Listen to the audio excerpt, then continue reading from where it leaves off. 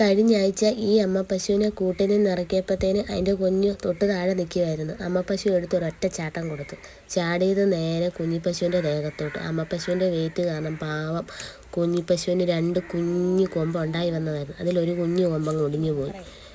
എന്നിട്ട് ഞങ്ങൾ പിറ്റേ ദിവസം പോകുമ്പോഴത്തേന് ആ കുഞ്ഞിപ്പശു അവിടെ വിഷമിച്ചിങ്ങനെ ഇരിക്കും. ഞങ്ങൾ നോക്കിയപ്പോഴത്തേനും എൻ്റെ തലയിൽ കൂടെ ചോര വരുന്നു. അപ്പം ഞാൻ ഓടിച്ചെന്ന ചേച്ചിയോട് വന്ന്, ചേച്ചി ഇതേ ഈ കുഞ്ഞു പശുവിൻ്റെ തലയിൽ കൂടെ ചോര വരുന്നു. അപ്പോൾ ആ ചേച്ചി പറഞ്ഞ് അവൻ്റെ അമ്മ തന്നെ ദേഹത്തോട്ട് വീണിട്ട് അവൻ്റെ കൊമ്പ് ഒടിഞ്ഞു പോയത്, അല്ലാതെ കുഴപ്പമൊന്നുമില്ല, മരുന്നൊക്കെ മേടിച്ചിട്ടുണ്ടെന്ന് പറഞ്ഞു. അല്ലേ, ആ പാവം കുഞ്ഞിപ്പശു എന്തുമാത്രം വേദന തിന്നിട്ടുണ്ടായിരിക്കും.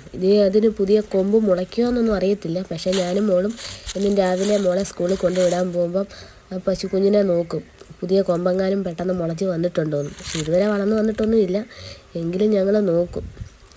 നമുക്കറിയാമല്ലോ ഇനി ഇതിന് പുതിയ കൊമ്പ് മുളയ്ക്കോ ഇല്ലയോ എന്ന്. ഇപ്പം ഇത് ഒറ്റക്കൊമ്പനായിട്ടാണ് ജീവിക്കുന്നത്.